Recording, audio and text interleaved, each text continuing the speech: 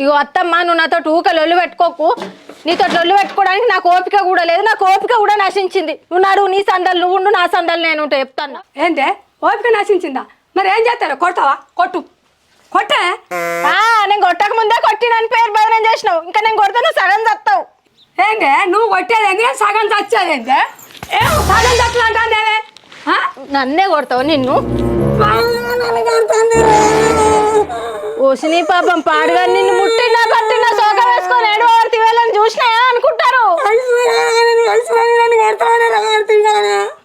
అయ్యో ఏడవకత్త, నిన్ను ఏం కొట్టినా నేను సోకం పెట్టుకొని ఏడవర్తి వాళ్ళని చూస్తే ఏమనుకుంటారు? నీ చిన్న కొడుకు అత్తాడు. నీకు ఆ భయం ఉన్నట్టయితే నువ్వు ఉంచావు, మమ్మల్ని ఉంచావు, నేను బతకా, నేను బీక్తతి మా అమ్మగారింటికి. నువ్వు చేయబట్టి నేను నెగులే ఊళ్ళే. ఇప్పుడు కొట్టలేదా నువ్వు? నేను చేత వేసిన నీ ఇవాళ వేసుకో సరే. నన్ను కొట్టి నువ్వుగలే కాదు, నువ్వే నీ వానంగా నేను కొట్టలేదా? బిడ్డలని తల్లి గిట్లే ఉంటది. అబ్బో కోడలు లేని అత్త, అత్తలేని కోడలు తంపురాట, కోడలు లేని అత్త గుణవంతురాలట. నీకున్నాయా నీ సాలు? సాత్రాలకే ఉన్నావు నువ్వు.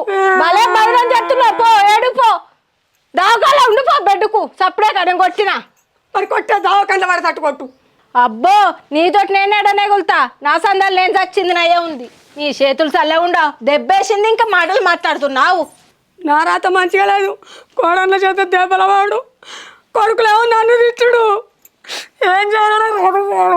రాత మంచిగా లేదు. ఎవరికి లేరో కోడలు, నాకే ఉన్నారే. మీ ఉండు చల్లకుండా ఇంటిలో ఎక్కలే అనుకోలేదు నేను. మీరు